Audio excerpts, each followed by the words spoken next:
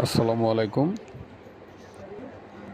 অনেক পণ্যবাহী truck driver ভাইরা আছেন, আমাদের বরিশালের দিকে যখন ট্রিপ নিয়ে আসেন তখন মাদারীপুর বা আপনার রাস্তা থেকে কোনো জায়গা থেকে তেল নেন না, চিন্তা করেন যে বরিশাল সাকুরা পাম্পের থেকে তেলটা নেবেন। এখানে তেলের মাপ ভালো হয়, তেল ভালো, এর জন্য এদিকে থেকে নেওয়ার চিন্তা ভাবনা করেন। তো বর্তমানে তেলের ক্রাইসিসের কারণে আমাদের বরিশাল সাকুরা পাম্পে পণ্যবাহী গাড়িতে তেল দেওয়া আপাতত বন্ধ আছে। মাঝে মাঝে দিতেছে আবার, কিন্তু অনেক সময় তেল না থাকার কারণে তারা দিচ্ছে না।